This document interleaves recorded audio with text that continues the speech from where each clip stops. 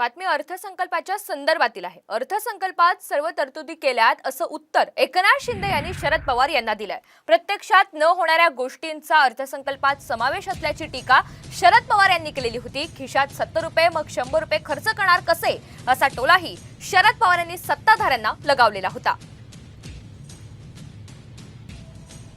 एखाद्या गोष्टीला मी 100 रुपये खर्च करणार म्हणजे आणि माझ्या खिशात 70 आहेत तर मी 100 खर्च कसा करणार?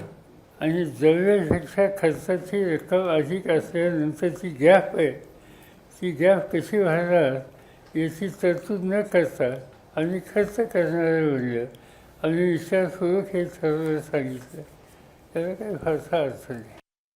कालचा अर्थसंकल्प जो आहे, या अर्थसंकल्पामध्ये आम्ही सर्व तरतूद केलेली आहे। पवार साहेब तर ते अनुभवी नेते आहेत, कारण सरकार कुठली योजना करताना त्याची तजवीज करत असते। आज तर मुख्यमंत्री लाडकी बहीण योजनेचा GR काढला आम्ही आणि GR सभागृहात दिला विरोधी पक्षनेत्यांकडे।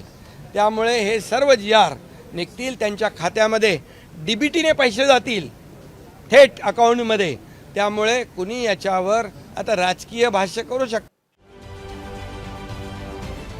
महाराष्ट्रातील सर्व बातम्यांचे विश्वासार्ह व्यासपीठ, सकाळच्या सर्व सोशल मीडिया प्लॅटफॉर्मला लाईक, फॉलो आणि सबस्क्राईब करा। तसंच सर्व नोटिफिकेशनसाठी बेल आयकॉन प्रेस करायला विसरू नका।